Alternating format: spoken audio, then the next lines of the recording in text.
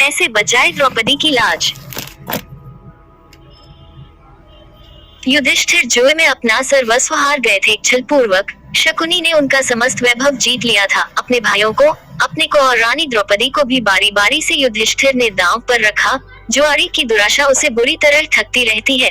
कदाचित अब की बार सफलता मिले, किंतु युधिष्ठिर प्रत्येक दांव हारते गए। जब वे द्रौपदी को भी हार गए, तब दुर्योधन ने अपने छोटे भाई दुःशासन के द्वारा द्रौपदी को उस भरी सभा में पकड़ मंगवाया। दुरात्मा दुःशासन पंचाली के केश पकड़कर घसीटता हुआ उन्हें सभा में ले आया। द्रौपदी रजस्वला थे और एक ही वस्त्र पहने थी। विपत्ति यही समाप्त नहीं हुई। दुर्योधन ने अपनी जान खोलकर दिखाते हुए कहा, दुःशासन, इस कौरवों की दासी को नंगा करके यहाँ बैठा दो।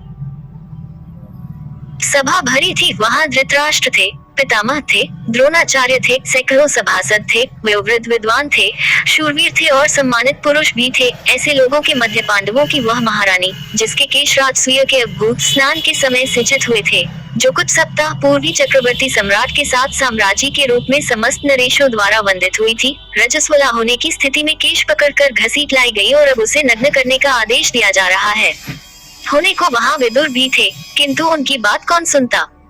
द्रौपदी ने अनेक बार पूछा। युधिष्ठिर जब अपने आप को हार चुके थे, तब उन्होंने मुझे दांव पर लगाया था, अतः धर्मत मैं हारी गई या नहीं।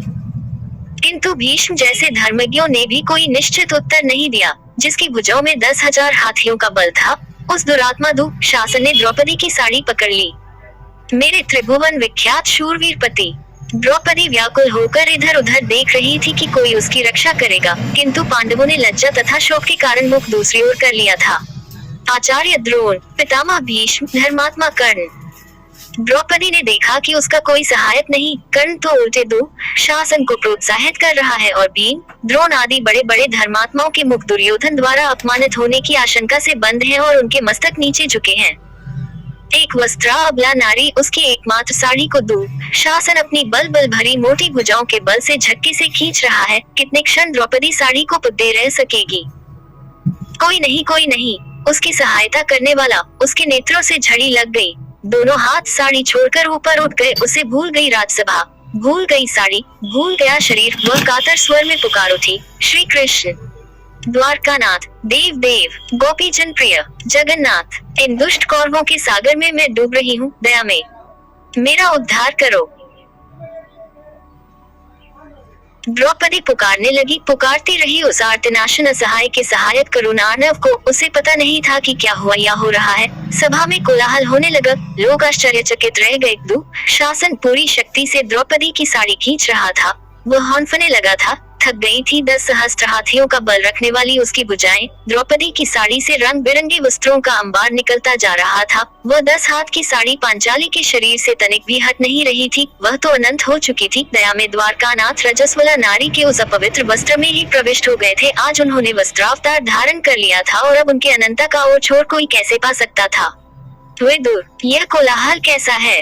अंधे राजा धृतराष्ट्र ने घबराकर पूछा। महात्मा विदुर ने बताया, दुःशासन द्रौपदी की साड़ी खींचते खींचते थक चुका है।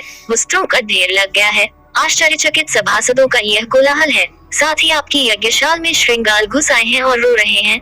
दूसरे भी बहुत से अपशकुन हो रहे हैं। द्रौपदी सर्वेश्वर श्री कृष्ण को पुकारने में तन्मय हो रही है। उन सर्वसमर्थ ने अभी तो उनकी साड़ी बढ़ा दी है, किंतु यदि शीघ्र पांचाली को प्रसन्न नहीं करते तो श्री कृष्ण का महाचक्र कब प्रकट होकर एक क्षण में आपके पुत्रों को नष्ट कर देगा, यह कोई नहीं कह सकता। आपके सभासद तो भाई व्याकुल होकर कोलाहल करते हुए दुर्योधन की जो निंदा कर रहे हैं, उसे आप सुन ही रहे हैं।